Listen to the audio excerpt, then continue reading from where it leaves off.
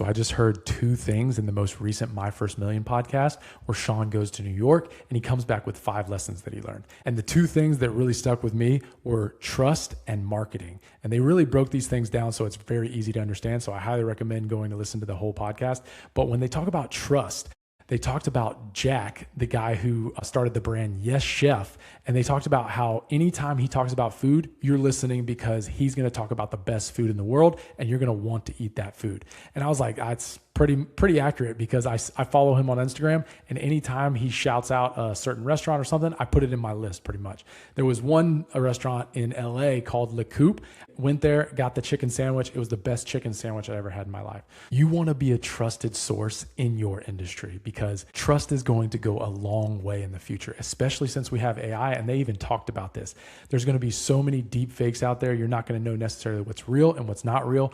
But if you have a way that they know it's you and you're a trustworthy source, that is going to be unbelievably important in the success of your business. They also talked about marketing, and Sean said, how do you say in 5 words what somebody else can try to convince you of in 500 and still not succeed?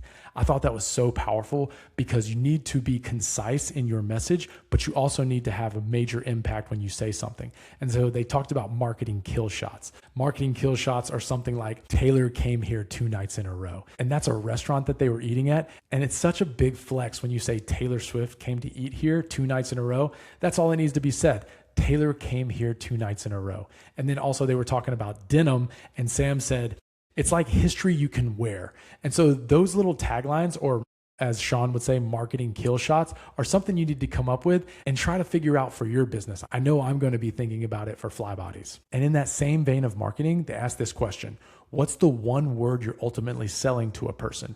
And I thought that was super interesting because when you think about search, you think about Google. And so they talked about MFM. They want you to think about inspiration. They want to inspire people to start the businesses that they never started before. And Sean said he talked to Alex Hormozy, and Alex Hormozy's word is business. So whenever you think about business, you're going to want to think about Alex Hormozy, or at least that's what he's shooting for. So I thought that was interesting because it makes me think about how I can distill Flybodies down to one word and what I'm trying to sell, or what we're trying to do here on the Alchemist podcast and what we're trying to sell you guys as active listeners. So I have a couple things in my head, but obviously it's going to take a little time before we figure that out. Hopefully those things were helpful. And if you have any questions, feel free to reach out.